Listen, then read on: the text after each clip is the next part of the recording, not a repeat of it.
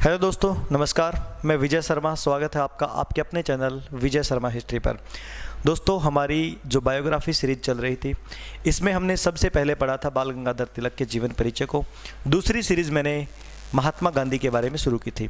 महात्मा गांधी की सीरीज़ का हम एक पार्ट पढ़ चुके हैं, आज ये हमारा दूसरा भाग होगा। पहले पार्ट में हमने क्या क्या डिस्कस किया था, एक बार वो देख लीजिए जी। पार्ट 1 में हमने क्या क्या पढ़ा था।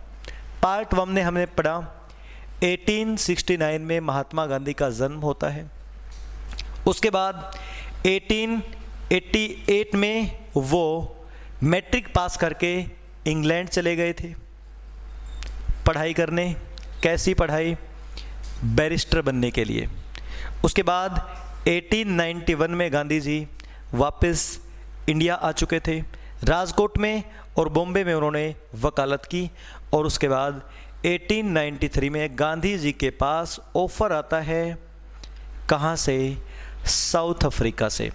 अब गांधी जी गए थे साउथ अफ्रीका में केस लड़ने, लेकिन गांधी जी वहाँ पर एक ऐसी घटना हो जाएगी कि 22 साल वहीं पर रुकेंगे। तो गांधी जी का जीवन साउथ अफ्रीका में काफ़ी लंबे समय तक बीता। तो साउथ अफ्रीका की भी एक अलग ही कहानी बन जाती है कि 22 साल वहाँ पर रुके। तो आज के पार्ट में हम डिस्कस करेंगे गांधी जी इन साउथ अफ्रीका। साउथ अफ्रीका में महात्मा गांधी। देखिए जी, तो उम्मीद है कि आप लोग कॉपी पेन लेकर के बैठे होंगे, और जो लोग HCS का एग्ज़ाम देंगे, जैसे कि आज एडमिट कार्ड आ चुके हैं, तो उनके लिए ये वीडियो काफ़ी हेल्पफुल रहेगी। जो कि साउथ अफ्रीका वाला पार्ट है वो बिल्कुल।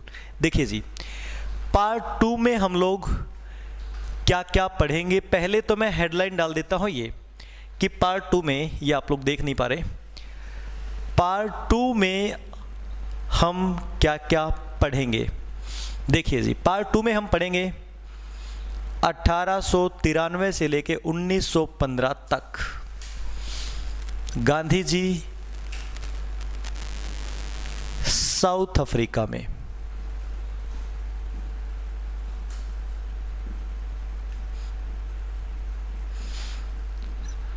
गांधी जी साउथ अफ्रीका में, ठीक है।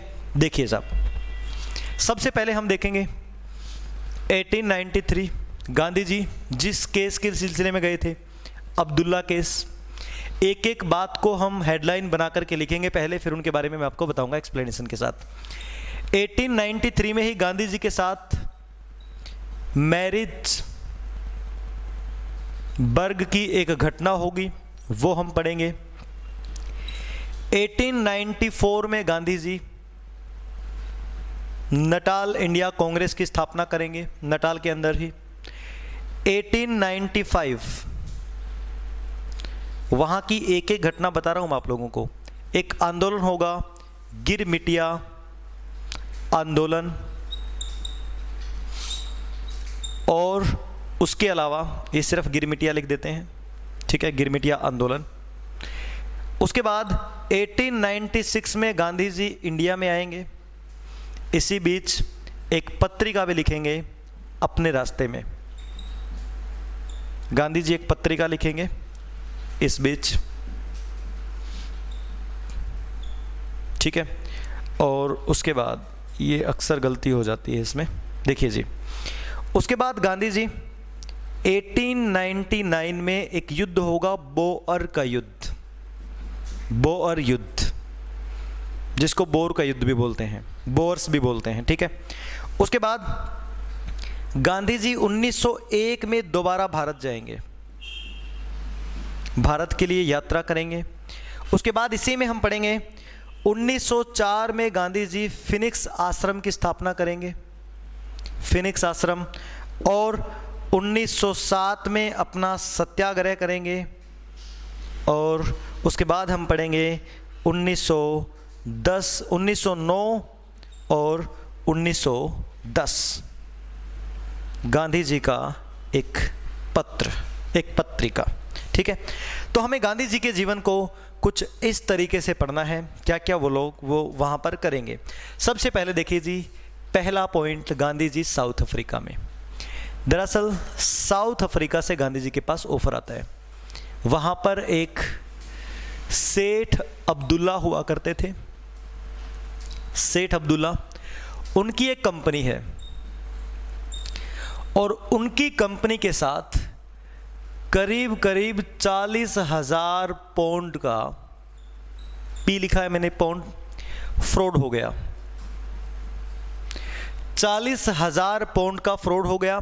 और ये फ्रॉड करने वाले व्यक्ति है सैयद हाजी। सैयद हाजी को अब्दुल्ला की कंपनी को 40,000 पाउंड देने थे, लेकिन इसने मना कर दिया। तब सेठ अब्दुल्ला ने एक अच्छे वकील की इच्छा जाहिर की, और वो अच्छे वकील थे महात्मा गांधी। गांधी जी को बुलाया। तब इन्होंने एक वकील किया, और वो वकील बने थे महात्मा गांधी। महात्मा गांधी के पास साउथ अफ्रीका से ये वाला ऑफर आया था, भाई ये मामला सुलझाओ। तब गांधी जी को ऑफर मिला कि गांधी जी आपको रहना खाना फ्री होगा, भाई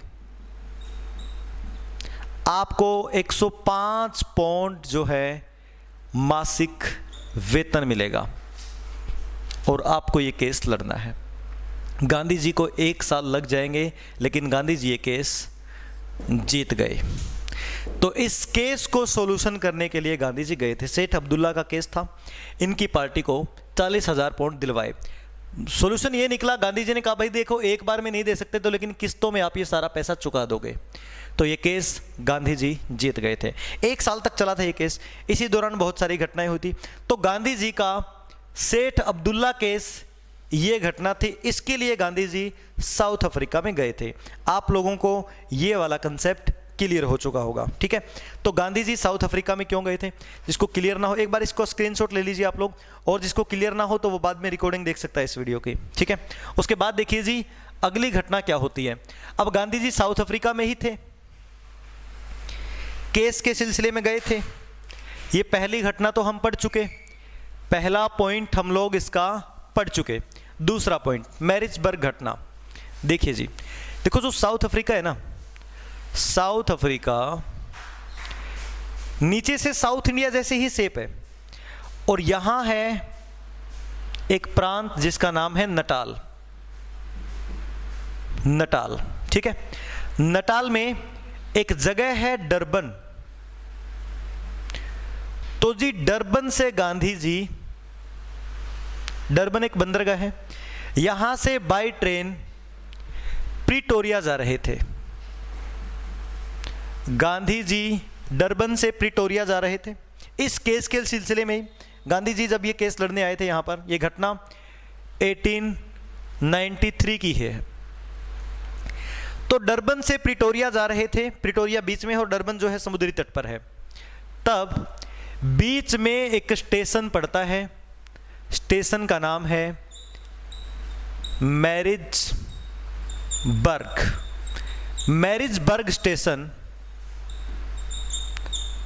पे जब अंग्रेजी अधिकारी आए तो अंग्रेजी अधिकारियों ने देखा कि गांधी जी फर्स्ट क्लास डिब्बे में बैठे हुए हैं, क्योंकि इनके पास फर्स्ट क्लास टिकट भी था। गांधी जी के पास फर्स्ट क्लास टिकट था। गांधी जी से पूछा भाई तुम इस डिब्बे में क्या कर रहे हो, तो गांधी जी ने कहा मेरे पास तो टिकट है।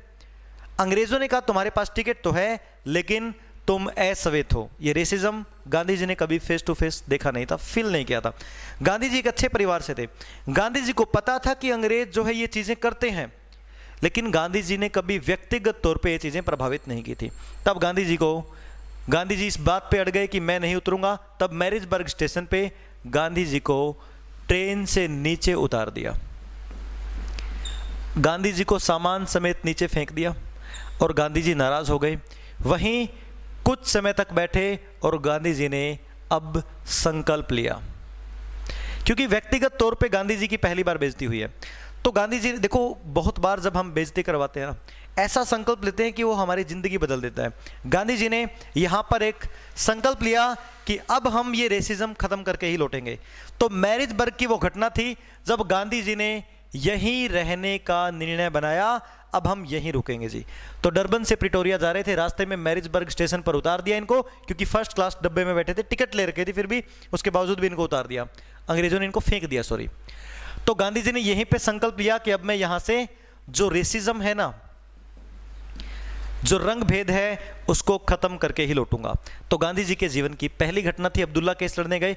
उसी केस के बाद गांधी जी मैरिजबर्ग स्टेशन की घटना ने इनका हृदय परिवर्तन कर दिया और अब ये इंडिया में नहीं साउथ अफ्रीका में ही रुकेंगे।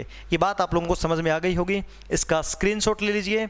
और अब हम चलते हैं अगले पॉइंट की तरफ। देखिए जी, गांधी जी ने कहा भारत में साउथ अफ्रीका में, अब देखिए अगले पॉइंट की तरफ चलते हैं, नटाल कांग्रेस की तरफ। गांधी जी ने कहा जितने भी साउथ अफ्रीका में भारतीय हैं या फिर अश्वेत लोग हैं वहीं के, उन लोगों को कोई भी दिक्कत है तो उन लोगों की सॉल्यूशन करने के लिए गांधी जी तैयार हैं। तो गांधी जी ने उन लोगों को लेकर के छोटे मोटे आंदोलनों में भाग लिया था, इन लोगों की आवाज उठाई थी। गांधी जी अश्वेत लोगों की और वहां में रहने वाले भारतीयों की आवाज बने, इन लोगों की आवाज उठाई गांधी जी ने। कैसे उठाई? आंदोलन किए, पत्र लिखे, गांधी जी ने याचनाएं दी, रिक्वेस्ट की, ठीक है।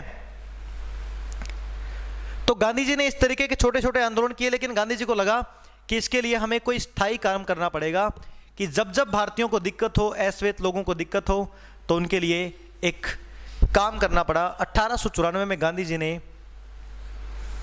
नटाल इंडिया कांग्रेस की स्थापना की।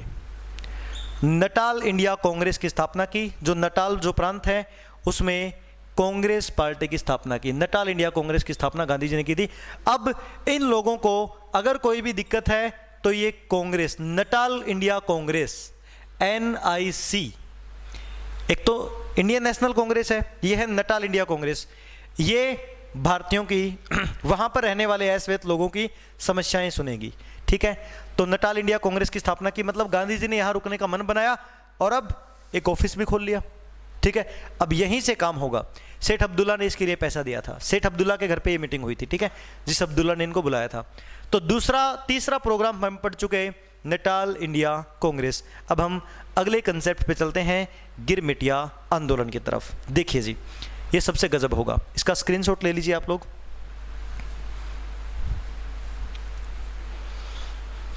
गिरमिटिया आंदोलन क्या है?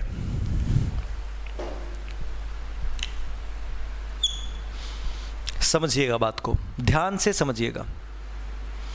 ये इंडिया और यहां से हम आ गए अफ्रीका, और अफ्रीका में ही ये होगा साउथ अफ्रीका, ठीक है। साउथ अफ्रीका जो देश होगा। तो अंग्रेजों ने क्या किया, भारत में है ना मजदूर बहुत हुआ करते थे। अब ये भी ब्रिटेन की कॉलोनी, ये भी ब्रिटेन की कॉलोनी, ध्यान से सुनना इस बात को। तो भारत में मजदूरों को इकट्ठा करके विदेशों में भेजा जाता था, काम करवाया जाता था। गन्ने की खेती करवानी है, इंडिया से ले जाओ मजदूर। तो यहां से मजदूरों के साथ एग्रीमेंट करके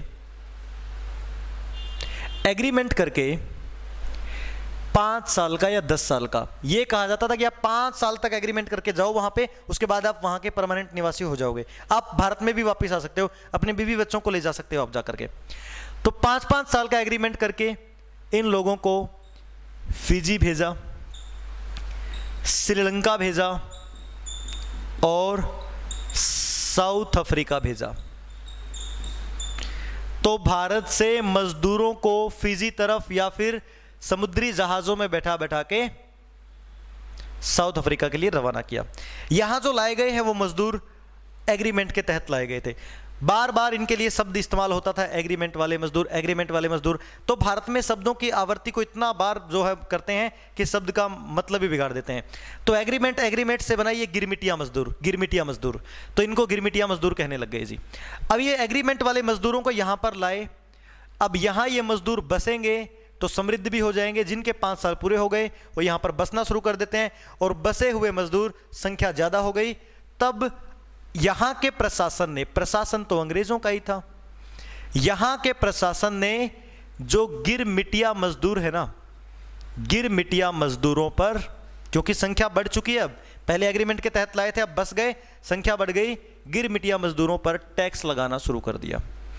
3 पाउंड टैक्स देना होगा हर गिरमिटिया मजदूर को।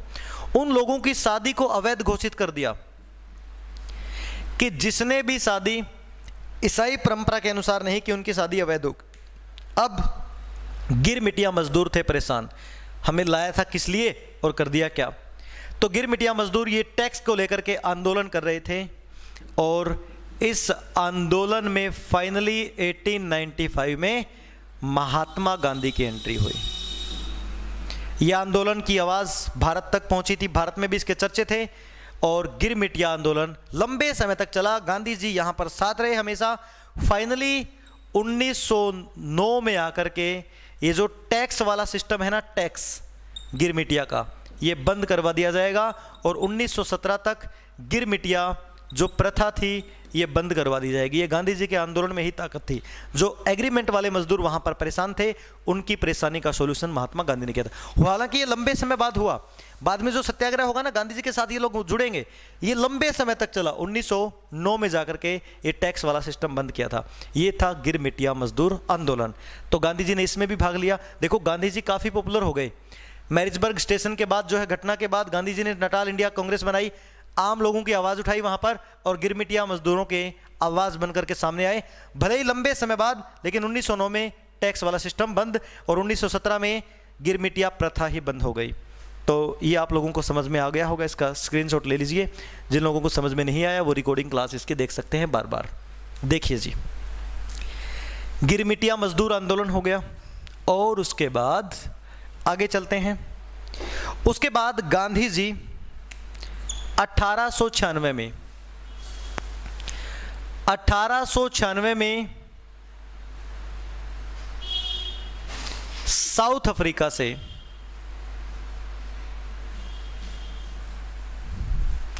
वापस भारत आ जाते हैं। भारत वो अपने बीवी बच्चों को लेने आए थे, ठीक है। 2 बच्चे उनके पैदा हो चुके थे, हरिलाल और मणिलाल, उनको लेने आए थे। तो गांधी जी इंडिया में आए 96 लिखा है यहाँ पे। 1896 में गांधी जी इंडिया में आए। तो रास्ते में आते आते अब गांधी जी ने सोचा यार फ्री थोड़ी ना बैठेंगे। रास्ते में गांधी जी ने एक पत्र लिखा, ग्रीन पैम्पलेट।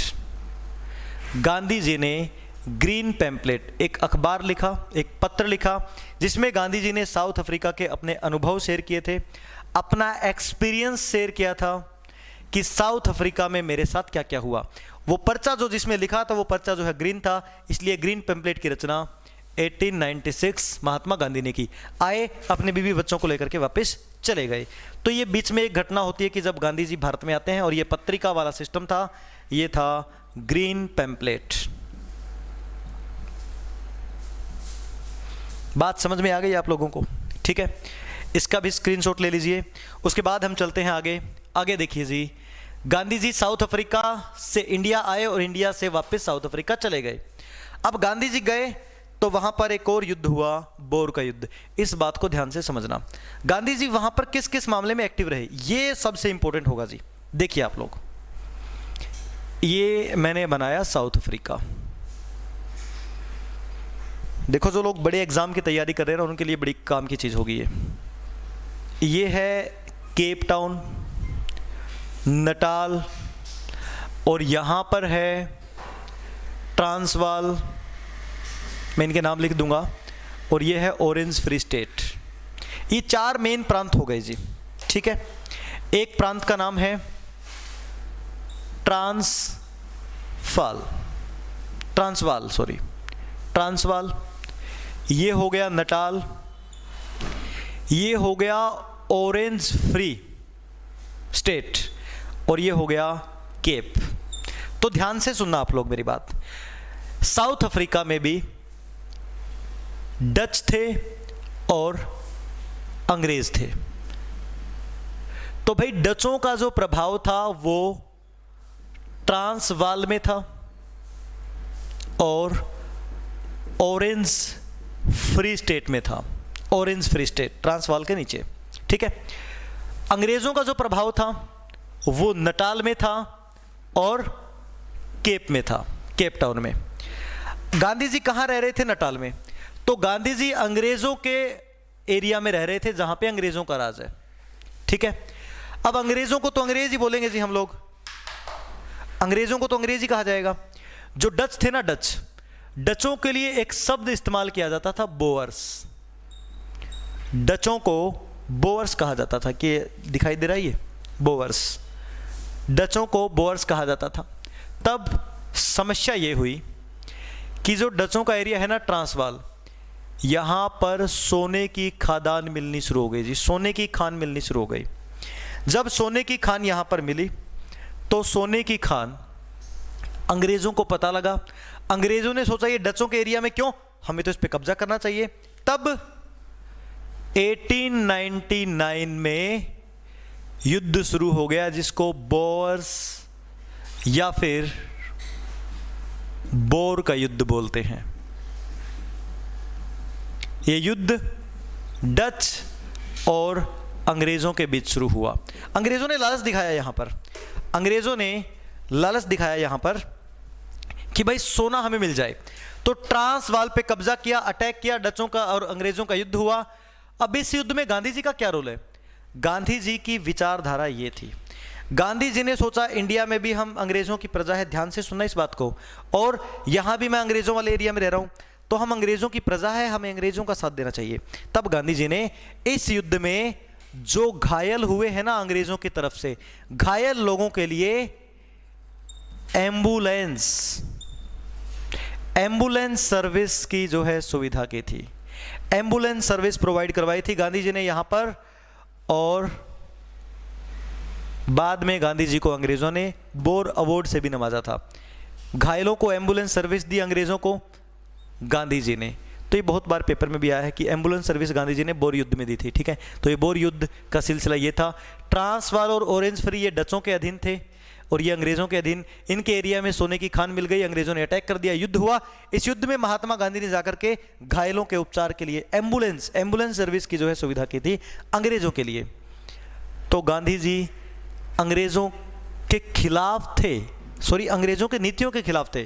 फाइनली ये तो मानते थे कि हम अंग्रेज़ों की प्रजा है, क्योंकि पैदा ब्रिटिश भारत में हुए थे गांधी जी। बात समझ में आ गई? तो अगर आप लोगों को बोर युद्ध समझ में आ गया है तो इसको भी नोट कर लीजिए, बहुत इंपॉर्टेंट है। फिर आगे चलते हैं हम लोग।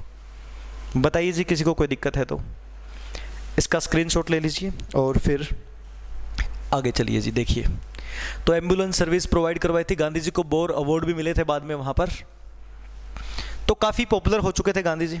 उसके बाद 1901 में गांधी जी भारत आते हैं जी, और गांधी जी ने उस समय पहली बार फर्स्ट टाइम 1901 के कांग्रेस के कलकत्ता सेशन में भाग लिया। गांधी जी ने कांग्रेस के कलकत्ता सेशन में भाग लिया, पहली बार गांधी जी कांग्रेस सेशन में भाग लेते हैं 1901 में, और यहीं पे इनकी मुलाकात होती है गोपाल कृष्ण गोखले से। जीपी गोपाल कृष्ण गोखले, जी के गोखले, गोपाल कृष्ण गोखले से यहीं पर मुलाकात हुई और गांधी जी ने इनको अपना राजनीतिक गुरु मान लिया, ठीक है। 1901 में गांधी जी यहाँ पर आए थे। अब गांधी जी ने मन बना लिया था यहीं रुकूंगा, लेकिन समस्या ये कि गांधी जी को 1902 में ही वापस जाना पड़ गया। 96 में आए थे गांधी जी एक बार, अब 1902 में वापस जाना पड़ गया। वापस जाने के पीछे ये था कि अंग्रेज़ों ने अब एक नया फंडा जारी कर दिया है। अब जो बोर युद्ध के बाद जिन एरिया पे अंग्रेज़ों का राज हो गया था, वहाँ पर जो भारतीय थे उन भारतीयों को कहा गया, जो एशियन थे वहाँ पर कहा गया उनको, सुनिए मेरी बात, अब ये ट्रांसवाल था, ट्रांसवाल ऑरेंज फ्री स्टेट था, यहाँ पर अंग्रेज़ों का कब्जा हुआ। यहाँ पर से जो पहले से ही एशियाई थे उन लोगों को अब पंजीकरण देना पड़ेगा, उन लोगों को अस्थायी मान लिया गया। गांधी जी ने कहा मुझे दोबारा जाना पड़ेगा उन लोगों के लड़ने के लिए। गांधी जी ने अंग्रेज़ों का साथ दिया, अंग्रेज़ों ने गांधी जी के साथ गलत किया। अब गांधी जी वापस गए और गांधी जी ने सोचा अब तो ये सिस्टम ख़त्म करके ही आना पड़ेगा। सुनिए मेरी बात, 1902 में गांधी जी वापस गए और 1904 में गांधी जी ने फिनिक्स आश्रम की स्थापना की। फिनिक्स आश्रम गांधी जी ने परमानेंट एक निवास स्थान बना लिया, जहां पर गांधी जी लोगों को सत्याग्रह, सत्य, अहिंसा, ऐसे पाठ पढ़ाएंगे और शिक्षा, इन पे ध्यान देंगे। क्योंकि गांधी जी टोल्स्टॉय से काफ़ी प्रभावित थे। टोल्स्टॉय एक रशियन ऑथर, फिलोसफर, उनकी बुक भी है पीस एंड वार, तो उससे काफ़ी प्रभावित थे गांधी जी। गांधी जी ने फिनिक्स आश्रम की स्थापना की और फाइनली 1906 और 7 साउथ अफ्रीका में एक विधेयक पारित हुआ, Asiatic registration, Asiatic registration bill. इस बिल का मतलब था जितने भी भारतीय हैं और चाइनीज़ हैं, चीनी हैं, उन सब को अगर यहाँ पर रहना है तो लाइसेंस दिखाना पड़ेगा जिस पे अंगूठे के निशान हो। जो लोग पहले से बसे हुए थे जिन जिन एरिया में, उनको लाइसेंस दिखाना पड़ेगा। बिना लाइसेंस, बिना पंजीकरण के भारतीयों को यहाँ से निकाल दिया जाएगा, अवैध कर दिया जाएगा। तब गांधी जी ने इसके खिलाफ 1907 में बड़े लेवल पे सत्याग्रह शुरू किया था। गांधी जी का पहला सत्याग्रह 1907 साउथ अफ्रीका में किया गया था। गांधी जी को इस सत्याग्रह के तहत 1908 में अरेस्ट भी कर लिया गया था। गांधी जी को जेल हुई थी यहाँ पर। उसके बाद गांधी जी के साथ वो मजदूर भी जुड़ गए जिनके लिए आवाज उठाई थी गांधी जी ने कभी। तो मजदूर, गरीब लोग और वहां पर जितने भी भारतीय थे, सब की आवाज गांधी जी बने, सड़कों पर उतर आए, पूरा सिस्टम बना और ये Asiatic registration bill Gandhi ji इसमें सफल हो गए। पहला सत्याग्रह गांधी जी ने साउथ अफ्रीका में किया था। ठीक है, बाद में ये पंजीकरण वाला सिस्टम जो है गांधी जी ने बंद करवा दिया था। तो 1907 में पहला सत्याग्रह, 6 और 7 आएगा, और 8 में गांधी जी को अरेस्ट कर दिया गया था। 1909 में वो गिरमिटिया प्रथा भी बंद कर दी गई थी। यहाँ भी दबदबा बना था जो मैंने आपको बताया था। गिरमिटिया प्रथा में जो टैक्स लगा जाता था, ठीक है, वो आप पिछली वीडियो में देख लेना। ये फिनिक्स आश्रम भी स्थापित हो गया और 1907 का सत्याग्रह भी हो गया। उसके बाद गांधी जी किसी केस के सिलसिले में आगे बढ़ते हैं। एक बार इसको नोट कर लीजिए आप लोग, फिर आगे चलेंगे हम लोग। ठीक है, देखिए जी,